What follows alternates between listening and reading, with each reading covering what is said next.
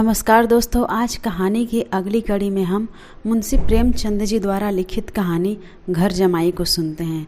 लेकिन उससे पहले आप सभी लोग से एक अनुरोध है कि अगर चैनल पर नए हैं तो चैनल को सब्सक्राइब जरूर कीजिएगा। तो चलिए शुरू करते हैं कहानी घर जमाई।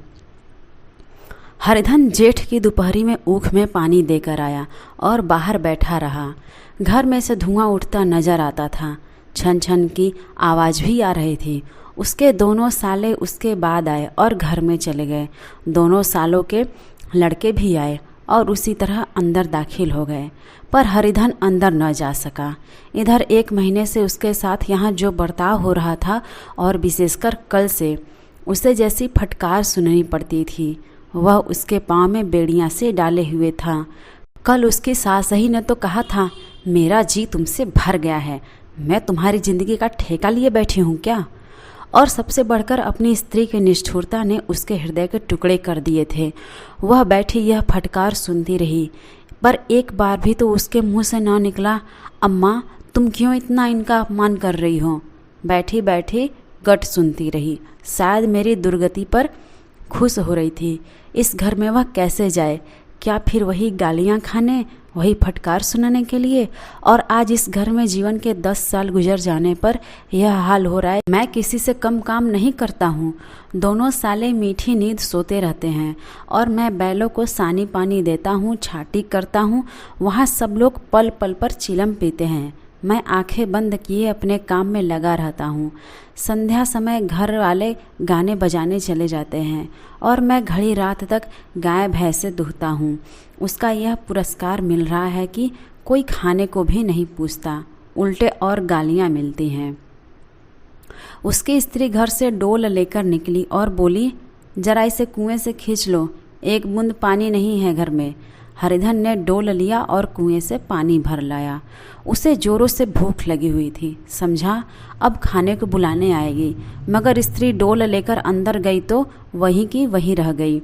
हरिधन थका मांदा क्षुधा से व्याकुल पड़ा सो रहा था। सहसा उसकी स्त्री गुमानी ने आकर उसे जगाया। हरिधन ने पड़े पड़े ही कहा, क्या है, क्या पड़ा भी नहीं रहने देगी, और पानी चाहिए क्या। गुमानी कटु स्वर में बोली, गुर्राते क्यों हो, खाने को बुलाने आई हूँ। हरिधन ने देखा उसके दोनों साले और बड़े साले के दोनों लड़के भोजन किए चले जा रहे हैं। उसकी देह में जैसे आग सी लग गई। मेरी अब यह नौबत पहुँच गई कि इन लोगों के साथ बैठकर खाना भी नहीं खा सकता। मैं इनकी जूठी थाली चाटने वाला हूँ, या फिर मैं इनका कुत्ता हूँ जिसे खाने के बाद टुकड़ा रोटी डाल दिया जाता है। यही घर है जहाँ आज से 10 साल पहले उसका कितना आदर सत्कार होता था। साले गुलाम बने रहते थे, सास मुँह जोती रहती थी, स्त्री पूजा करती थी। तब उसके पास बहुत रुपए थे, जायदाद थी। अब वह दरिद्र है। उसकी सारी जायदाद को इन्हीं लोगों ने कूड़ा कर दिया। अब रोटियों के भी लाले हैं। उसके जी में एक ज्वाला सी उठी कि इसी वक्त अंदर जाकर सास को और साली को भिगो भिगो कर लगाए, पर जब्त करके रह गया। पड़े पड़े बोला, मुझे भूख नहीं है, आज नहीं खाऊंगा। गुमानी ने कहा, न खाओगे मेरी बला से, हाँ नहीं तो खाओगे तो तुम्हारे ही पेट में जाएगा, कुछ मेरे पेट में थोड़ी ही जाएगा। हरिधन का क्रोध आंसू बन गया। यह मेरी स्त्री है जिसके लिए मैंने अपना सर्वस्व मिट्टी में मिला दिया। मुझे उल्लू बनाकर यह सब मुझे अब निकाल देना चाहते हैं। वह अब कहाँ जाए, क्या करे। उसकी सास आकर बोली, चलकर खा क्यों नहीं लेते जी, रूठते किस बात पर हो। यहाँ तुम्हारे नखरे सहने का किसी में बूता नहीं है। तुमसे बेटी ब्याही है, कुछ तुम्हारी जिंदगी का ठेका नहीं लिया है। हरिधन ने मर्माहत होकर कहा, हाँ अम्मा, मेरी भूल थी कि मैं यही समझ रहा था अब मेरे पास क्या है कि तुम मेरी ज़िंदगी का ठेका लोगी। जब मेरे पास धन भी था तब सब कुछ आता था, अब दरिद्र हूँ, तुम क्यों बात पूछोगी। बूढ़ी सास भी मुंह फुलाकर भीतर चली गई। बच्चों के लिए बाप एक फालतू सी चीज़, एक विलास की वस्तु है, जैसे घोड़े के लिए चने या बाबुओं के लिए मोहन भोग। और अगर मोहन भोग उम्र भर न मिले तो किसका नुकसान है। मगर एक दिन रोटी दाल के दर्शन न हो तो फिर देखिए क्या हाल होता है। पिता के दर्शन कभी कभी शाम सवेरे हो जाते हैं। वह बच्चे को उछालता है, दुलारता है, कभी गोद में लेकर या उंगली पकड़कर सैर कराने ले जाता है, और बस यही उसके कर्तव्य की इति है। वह परदेश चला जाए, बच्चे को परवाह नहीं होती, लेकिन माँ तो बच्चे का सर्वस्व है। बालक 1 मिनट के लिए भी उसका वियोग नहीं सह सकता। पिता कोई हो, उसे परवाह नहीं, केवल एक उछालने कूदने वाला आदमी होना चाहिए। लेकिन माता तो अपनी होनी चाहिए, 16 आने अपनी, वही रूप, वही रंग, वही प्यार, वही सब कुछ। वह अगर नहीं तो बालक के जीवन का स्रोत मानो सूख जाता है। फिर वह शिव का नंदी है, जिस पर फूल या जल चढ़ाना लाजिमी नहीं, अख्तियारी है। हरिधन की माता का आज 10 साल हुए देहांत हो गया था। उस वक्त उसका विवाह हो चुका था। वह 16 साल का कुमार था, पर माँ के मरते ही उसे मालूम हुआ कि मैं कितना निस्सहाय हूँ, जैसे उस घर पर उसका अधिकार ही न रहा हो। बहनों के विवाह हो चुके थे, भाई कोई दूसरा नहीं था। बेचारा अकेले घर में जाने से भी डरता था। माँ के लिए रोता था, पर माँ की परछाई से डरता था। जिस कोठरी में उसने देह त्याग किया था, उधर आंखें तक न उठाता। घर में एक बुआ थी, वह हरिधन को बहुत दुलार करती। हरिधन को अब दूध ज़्यादा मिलता, काम भी कम करना पड़ता। बुआ बार बार पूछती, बेटा कुछ खाओगे? बाप भी अब उसे ज़्यादा प्यार करते। उसके लिए एक अलग गाय मंगवा दी। कभी कभी उसे कुछ पैसे देते कि जैसे चाहे खर्च करे, पर इन मरहमों से वह घाव न पूरा होता था जिसने उसकी आत्मा को आहत कर दिया था। वह दुलार और प्यार बार बार माँ की याद दिलाता। माँ की घुड़कियों में जो मज़ा था, वह क्या इस दुलार में था? माँ से मांगकर, लड़कर, ठुनक कर, रूठ कर लेने में जो आनंद था, वह क्या भिक्षा दान में था? पहले वह स्वस्थ था, मांग मांग कर खाता था, लड़ लड़ कर खाता था। अब वह बीमार था। अच्छे से अच्छे पदार्थ उसे दिए जाते थे, पर भूख न थी। साल भर तक वह इसी दशा में रहा। फिर दुनिया बदल गई। एक नई स्त्री, जिसे लोग उसकी माता कहते थे, उसके घर में आई और देखते देखते एक काली घटा की तरह उसके संकुचित भूमंडल पर छा गई। सारी हरियाली, सारे प्रकाश पर अंधकार का पर्दा पड़ गया। हरिधन ने इस नकली माँ से बात तक न की, कभी उसके पास तक न गया। एक दिन घर से निकला और ससुराल चला आया। बाप ने बार बार बुलाया, पर उसके जीते जी वह फिर उस घर में न गया। जिस दिन उसके पिता के देहांत की सूचना मिली, उसे एक प्रकार का ईर्ष्यामय हर्ष हुआ। उसकी आंखों में आंसू की एक भी बूंद न आई। इस नए संसार में आकर हरिधन को एक बार फिर मातृ स्नेह का आनंद मिला। उसकी सास ने ऋषि वरदान की भांति उसके शून्य जीवन को विभूतियों से परिपूर्ण कर दिया। मरुभूमि में हरियाली उत्पन्न हो गई। सालियों की चुहल में, सास के स्नेह में, सालों के वाक विलास में और स्त्री के प्रेम में उसके जीवन की सारी आकांक्षाएं पूरी हो गई। सास कहती, बेटा तुम इस घर को अपना ही समझो, तुम ही मेरी आंखों के तारे हो। वह उससे अपने लड़कों की, बहुओं की शिकायत करती। वह दिल में समझता था, सास जी मुझे अपने बेटों से कहीं ज़्यादा चाहती हैं। बाप के मरते ही वह घर गया और अपने हिस्से की जायदाद को कूड़ा करके रुपयों की थैली लिए फिर आ गया। अब उसका दूना आदर सत्कार होने लगा। उसने अपनी सारी संपत्ति सास के चरणों पर अर्पण करके अपने जीवन को सार्थक कर दिया। अब तक उसे कभी कभी घर की याद आ जाती थी, अब भूलकर भी उसकी याद न आती। मानो हुआ उसके जीवन का कोई भीषण कांड था जिसे भूल जाना ही उसके लिए अच्छा था। वह सबसे पहले उठता, सबसे ज़्यादा काम करता। उसका मनोयोग, उसका परिश्रम देखकर गांव के लोग दांतों तले उंगली दबाते थे।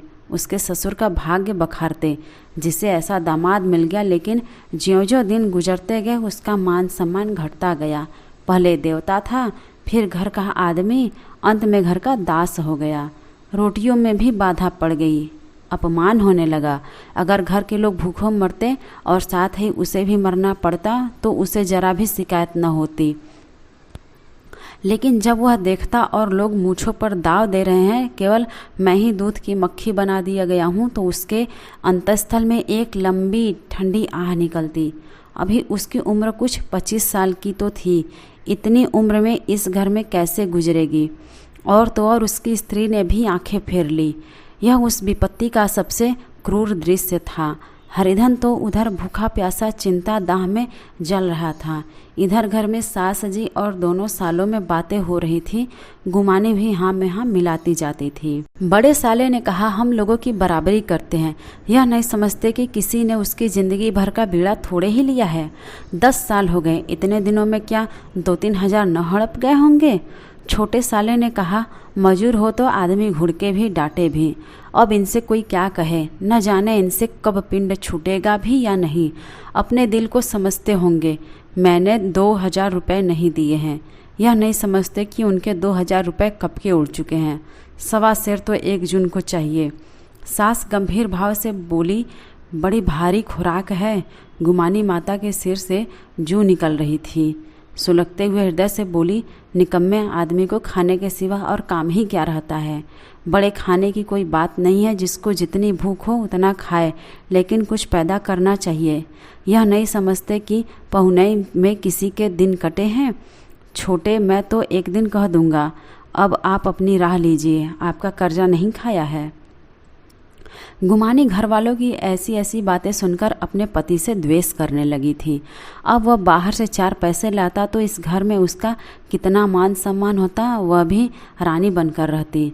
न जाने क्यों कहीं बाहर जाकर कमाते उसकी नानी मरती है। गुमानी की मनोवृत्तियाँ अभी तक बिल्कुल बालपंसी की थी। उसका अपना कोई घर न था, उसी घर का हित अहित उसके लिए भी प्रधान था। वह भी शब्दों में विचार करती, इस समस्या को उन्हीं आँखों से देखती जैसे उसके घर वाले देखते थे। सच तो है कि 2,000 रुपये में क्या किसी को मोल ले लेंगे। कपड़े लत्ते, दूध घी सब कुछ तो है। 10 साल हो गए, एक पीतल का छल्ला नहीं घर से निकलते तो जैसे इनके प्राण निकल जाते हैं। जानते हैं, जैसे पहले पूजा होती थी वैसे ही जन्म भर होती रहेगी। यह नहीं सोचती कि पहले और बात थी, अब और बात है। बहू ही पहले ससुराल जाती है तो उसका कितना महात्म होता है। उसके डोली से उतरते ही बाजे बजते हैं। गांव मोहल्ले की औरतें उसका मुंह देखने आती हैं और रुपए देती हैं। महीने उसे घर भर से अच्छा खाने को मिलता है, अच्छा पहनने को। कोई काम नहीं लिया जाता, लेकिन 6 महीने बाद कोई उसकी बात भी नहीं पूछता। वह घर भर की लौड़ी हो जाती है। उनके घर में मेरी तो वही गति होती। फिर काहे को रोना। जो यह कहो कि मैं तो काम करता हूँ तो तुम्हारी भूल है। मजूर और बात है, उसे आदमी डांटता भी है, मारता भी है। जब चाहता है रखता है, जब जी चाहता है निकाल देता है, कस कर काम लेता है। यह नहीं कि जब जी में आया कुछ काम किया, जब जी में आया पढ़ कर सोए रहे। हरिधन भी पड़ा पड़ा अंदर ही अंदर सुलग रहा था कि दोनों साले बाहर आए और बड़े साहब बोले, भैया उठो, तीसरा पहर ढल गया, कब तक सोते रहोगे, सारा खेत पड़ा हुआ है। हरिधन चट से उठ बैठा और तीव्र स्वर में बोला, क्या तुम लोगों ने मुझे उल्लू समझ लिया है। दोनों साले हक्का बक्का हो गए। जिस आदमी ने कभी जबान नहीं खोली, हमेशा गुलामों की तरह हाथ बांधे हाजिर रहा, वह आज एकाएक इतना आत्माभिमानी हो गया। यह उनको चौंका देने के लिए काफ़ी था। कुछ जवाब न सूझा। हरिधन ने देखा इन दोनों के कदम उखड़ गए हैं तो एक धक्का और देने की प्रबल इच्छा को रोक न सका। उसी ढंग से बोला, मेरी भी आंखें हैं, अंधा नहीं हूँ, नहीं बहरा हूँ। छाती फाड़ कर काम करूँ और उस पर भी कुत्ता समझा जाऊँ, ऐसे गधे कहीं और होंगे। अब बड़े साले भी गर्म पड़े, तुम्हें किसी ने यहाँ बांध तो नहीं रखा है। अब की हरिधन लाजवाब हुआ, कोई बात न सूझी। बड़े ने फिर उसी ढंग से कहा, अगर तुम यह चाहो कि जन्म भर पहुने बने रहो और तुम्हारा वैसा ही आदर सत्कार होता रहेगा तो हमारे बस की बात नहीं है। हरिधन ने आंख निकाल कर कहा, क्या मैं तुम लोगों से कम काम करता हूँ। बड़े बोले, यह कौन कहता है। हरिधन बोला, तो तुम्हारे घर की यही नीति है कि जो सबसे ज़्यादा काम करे वही भूखों मारा जाए। बड़ा बोला, तुम खुद खाने नहीं गए, क्या कोई तुम्हारे मुँह में कौर डाल देता। हरिधन ने होठ चबाकर कहा, मैं खुद खाने नहीं गया, कहते तुम्हें लाज नहीं आती। नहीं आई थी बहन तुम्हें बुलाने। हरिधन की आंखों में खून उतर गया, दांत पीसकर रह गया। छोटे साले ने कहा, अम्मा भी आई थी, तुमने कह दिया मुझे भूख नहीं है तो क्या करती। सास भीतर से लपकी चली आ रही थी। यह बात सुनकर बोली, कितना कह कह कर हार गई, कोई उठे न तो मैं क्या करूं। हरिधन ने 20 खून और आग से भरे हुए स्वर में कहा, मैं तुम्हारे लड़कों का जूठा खाने के लिए हूँ। मैं कुत्ता हूँ कि तुम लोग खाकर मेरे सामने रूखी रोटी का टुकड़ा फेंक दो। बुढ़िया ने ऐंठ कर कहा, तो क्या तुम लड़कों की बराबरी करोगे। हरिधन परास्त हो गया। बुढ़िया के एक ही वाक प्रहार ने उसका काम तमाम कर दिया। उसकी तनी हुई भवें ढीली पड़ गई, आंखों की आग बुझ गई, फड़कते हुए नथुने शांत हो गए। किसी आहत मनुष्य के भांति वह जमीन पर गिर पड़ा। क्या तुम मेरे लड़कों की बराबरी करोगे? यह वाक्य एक लंबे भाले की तरह उसके हृदय में चुभता चला जाता था। न हृदय का अंत था, न उस भाले का। सारे घर ने खाया पर हरिधन न उठा। सास ने मनाया, सालियों ने मनाया, ससुर ने मनाया, दोनों साले मनाकर हार गए। हरिधन न उठा। वहाँ द्वार पर एक टाट पड़ा था, उसे उठाकर सबसे अलग कुएं पर ले गया और जगत पर बिछाकर पड़ा रहा। रात भीग चुकी थी। अनंत आकाश में उज्जवल तारे बालकों की भांति क्रीड़ा कर रहे थे। कोई नाचता था, कोई उछलता था, कोई हंसता था, कोई आंखें मीचकर फिर खोल देता था। रह रहकर कोई साहसी बालक सपाटा भरकर एक पल में उस विस्तृत क्षेत्र को पार कर लेता था और न जाने कहाँ छा जाता था। हरिधन को अपना बचपन याद आया। जब भी वह इस तरह क्रीड़ा करता, उसकी बाल स्मृतियाँ उन्हीं चमकीले तारों की भांति प्रज्वल हो गई। वह अपना छोटा सा घर, वह आम का बाग जहाँ वह केरियाँ चुनता था, वह मैदान जहाँ वह कबड्डी खेला करता था, सब उसको याद आने लगे। फिर अपनी स्नेहमयी माता का सहृदय मूर्ति उसके सामने खड़ी हो गई। उन आँखों में कितनी करुणा थी, कितनी दया थी। उसे ऐसा जान पड़ा मानो माता की आंखों में आंसू भरे उसे छाती से लगा लेने के लिए हाथ फैलाए उसकी ओर चली आ रही है। वह उस मधुर भावना में अपने को भूल गया। ऐसा जान पड़ा माता उसे छाती से लगा ली है और उसके सिर पर हाथ फेर रही है। वह रोने लगा, फूट फूट कर रोने लगा। उसी आत्मसम्मोहित दशा में उसके मुंह से यह शब्द निकले, अम्मा तुमने मुझे इतना भुला दिया। देखो तुम्हारे प्यारे लाल की क्या दशा हो रही है। कोई उसको पानी के लिए भी नहीं पूछता। क्या जहाँ तुम हो वहाँ मेरे लिए जगह नहीं है? सहसा गुमानी ने आकर पुकारा, क्या सो गए तुम? ऐसी भी क्या राक्षसिनी, चलकर खा क्यों नहीं लेते? कब तक कोई तुम्हारे लिए बैठा रहे?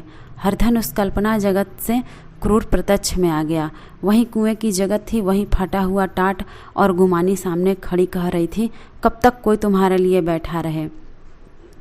हरिधन उठ बैठा और मानो तलवार म्यान से निकालकर बोला, भला तुम्हें मेरी सुध तो आई? मैंने कह तो दिया था मुझे भूख नहीं है। गुमानी बोली, तो कितने दिन तक न खाओगे? अब इस घर का पानी भी नहीं पीऊँगा। तुझे मेरे साथ चलना है या नहीं? दृढ़ संकल्प से भरे हुए इन शब्दों को सुनकर गुमानी सहम उठी। बोली, कहाँ जा रहे हो? हरिधन ने मानो नशे में कहा, तुझे इससे क्या मतलब? मेरे साथ चलेगी या नहीं? फिर पीछे से न कहना मुझसे कहा नहीं। गुमानी आपत्ति के भाव से बोली, तुम बताते क्यों नहीं कहाँ जा रहे हो? हरिधन बोला, तू मेरे साथ चलेगी या नहीं? गुमानी बोली, जब तक बता न दोगे मैं नहीं जाऊंगी। हरिधन बोला, तो मालूम हो गया तू नहीं जाना चाहती। मुझे इतना ही पूछना था, नहीं तो अब तक मैं आधी दूर निकल गया होता। यह कहकर उठा और अपने घर की ओर चला। गुमानी पुकारती रही, सुन लो, पर उसने फिरकर भी न देखा। 30 मील की मंजिल हरिधन ने 5 घंटों में तय की। जब वह अपने गांव की अमराइयों के सामने पहुंचा तो उसकी मातृभावना उषा की सुनहरी गोद में खेल रही थी। उन वृक्षों को देखकर उसका बेहवल हृदय नाचने लगा। मंदिर का सुनहरा कलश देखकर वह इस तरह दौड़ा मानो एक छलांग में उसके ऊपर जा पहुंचेगा। वह वेग के साथ दौड़ा जा रहा था, मानो उसकी माता गोद फैलाए उसे बुला रही हो। जब वह आम के बाग में पहुंचा, जहां वह डालियों पर बैठकर वह हाथी की सवारी का आनंद पाता था, जहाँ के कच्चे बेरों और लिसोड़ों में एक स्वर्गीय स्वाद था, वह बैठ गया और भूमि पर सिर झुकाकर रोने लगा, मानो अपनी माता को अपनी विपत्ति कथा सुना रहा हो। वहाँ की वायु में, वहाँ के प्रकाश में मानो उसकी विराट रूपणी माता व्याप्त हो रही थी। वहाँ की अंगुल अंगुल भूमि माता के पद चिन्हों से पवित्र थी। माता के स्नेह में डूबे हुए शब्द अभी तक मानो आकाश में गूंज रहे थे। इस वायु और इस आकाश में न जाने कौन सी संजीवनी थी जिसने उसके सुकार्त हृदय को फिर से बालोत्साह से भर दिया। वह एक पेड़ पर चढ़ गया और अधर से आम तोड़ तोड़ कर खाने लगा। सास के वह कठोर शब्द, स्त्री का वह निष्ठुर आघात, वह सारा अपमान उसे भूल गया। उसके पांव फूल गए थे, तलवों में जलन हो रही थी, पर इस आनंद में उसे किसी बात का ध्यान न था। सहसा रखवाले ने पुकारा, वह कौन ऊपर चढ़ा है रे? उतर, नहीं तो अभी ऐसा पत्थर खींचकर मारूंगा कि वहीं ठंडे हो जाओगे। उसने कई गालियां भी दी। इस फटकार और गालियों में इस समय हरिधन को अलौकिक आनंद मिल रहा था। वह डालियों में छिप गया, कई आम काट काट नीचे गिराए और जोर से ठट्ठा मारकर हंसा। ऐसी उल्लास से भरी हुई हंसी उसने बहुत दिन से न हंसी थी। रखवालों को यह हंसी परिचित मालूम हुई, मगर हरिधन यहाँ कहाँ, वह ससुराल की रोटियां तोड़ रहा है। कैसा हंसोड़ा था, कितना चिबिल्ला, न जाने बेचारे का क्या हाल हुआ। पेड़ की डाल से तालाब में कूद पड़ता था। अब गांव में ऐसा कौन है। डांट कर बोला, वहाँ से बैठे बैठे हंसोगे तो आकर सारी हंसी निकाल दूंगा, नहीं तो सीधे नीचे उतर जाओ। वह गालियां देते जा रहा था, एक गुठली आकर उसके सिर पर लगी। सिर सहलाता हुआ बोला, यह कौन शैतान है, नहीं मानता। ठहर तो मैं आकर तेरी अभी खबर लेता हूँ। उसने अपनी लकड़ी नीचे रख दी और बंदर की तरह चट ऊपर चढ़ गया। देखा तो हरिधन बैठा मुस्कुरा रहा था। चकित होकर बोला, अरे हरिधन, तुम यहाँ कब आए? इस पेड़ पर कब से बैठे हो? दोनों बचपन के सखा वही गले मिले। यहाँ कब आए? चलो घर चलो। भले आदमी, क्या वहाँ आम भी मैसर न होते थे? हरिधन ने मुस्कुरा कर कहा, मंगरू, इन आमों में जो स्वाद है वह और कहीं के आमों में नहीं है। गांव का क्या रंग ढंग है? मंगरू बोला, सब चैन चान है भैया। तुमने तो जैसे नाता ही तोड़ लिया। इस तरह कोई अपना गांव घर छोड़ता है? जब से तुम्हारे दादा मरे सारी गिरस्ती चौपट हो गई। 2 छोटे छोटे लड़के हैं, उनके लिए क्या होता है? हरिधन, अब उस गिरस्ती से क्या वास्ता है भाई, मैं तो अपना ले दे चुका। मजूरी तो मिलेगी ना, तुम्हारी गैया ही चरा दिया करूँगा, मुझे खाने को दे देना। मंगरू ने अविश्वास के भाव से कहा, अरे भैया, कैसी बातें करते हो? तुम्हारे लिए जान हाजिर है। क्या ससुराल में अब न रहोगे? कोई चिंता नहीं, पहले तो तुम्हारा घर ही है, उसे संभालो। छोटे छोटे बच्चे हैं, उनको पालो। तुम नई अम्मा से नाहक डरते थे, बड़ी सीधी है बेचारी, बस अपनी माँ समझो, तुम्हें पाकर निहाल हो जाएगी। अच्छा, घरवाली को भी तो लाओगे? हरिधन बोला, नहीं, अब उसका मुंह कभी नहीं देखूंगा, वह मेरे लिए मर गई है। फिर मंगरू बोला, तो दूसरी सगाई हो जाएगी। अब की ऐसी मेहरिया ला दूंगा कि उसके पैर धो धोकर पियोगे, लेकिन कहीं पहले वाली भी आ गई तो? हरिधन बोला, अब वह नहीं आएगी। हरिधन अपने घर पहुंचा तो दोनों भाई भैया आए कहकर भीतर दौड़े और माँ को खबर दी। उस घर में कदम रखते ही हरिधन को ऐसी शांत महिमा का अनुभव हुआ मानो वह अपनी माँ की गोद में बैठा हुआ है। इतने दिनों ठोकरों खाने से उसका हृदय कोमल हो गया था। जहाँ पहले अभिमान था, आग्रह था, हेकड़ी थी, वहाँ अब निराशा थी, पराजय और याचना थी। बीमारी का जोर कम हो चला था, अब मामूली दवा भी असर कर सकती थी। किले की दीवारें छिद चुकी थी, अब उसमें घुस जाना असाध्य न था। वही घर जिससे एक दिन वह विरक्त हो गया था, अब गोद फैलाए उसे आश्रय देने को तैयार था। हरिधन का निरवलंब मन यह आश्रय पाकर मानो तृप्त हो गया। शाम को बीमाता ने कहा, बेटा, तुम घर आ गए, हमारे धन्य भाग। अब इन बच्चों को पालो। माँ का नाता न सही, बाप का तो नाता है ही। मुझे एक रोटी दे देना, खा कर एक कोने में पड़ी रहूँगी। तुम्हारी अम्मा से मेरी बहन का नाता है, उस नाते से तुम मेरे लड़के होते तो। हरिधन ने मात्र विह्वल आँखों से बीमाता के रूप में अपनी माता के दर्शन किए। घर के एक एक कोने से मात्र स्मृतियाँ की छटा चांदनी की भांति छिटकी हुई थी। बीमाता का प्रौढ़ मुखमंडल भी उसी छटा से रंजित था। दूसरे दिन हरिधन फिर कंधे पर हल रखकर खेत को चला। उसके मुख पर उल्लास था और आंखों में गर्व। वह अब किसी का आश्रित नहीं, आश्रयदाता था। किसी के द्वार का भिक्षुक नहीं, घर का रक्षक था।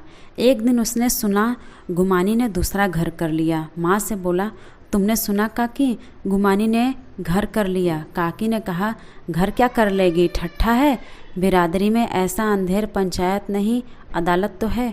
हरिधन ने कहा, नहीं काकी, बहुत अच्छा हुआ। ला महावीर जी को लड्डी चढ़ाऊँ। मैं तो डर रहा था कहीं मेरे गले ना आ पड़े। भगवान ने मेरी सुन ली।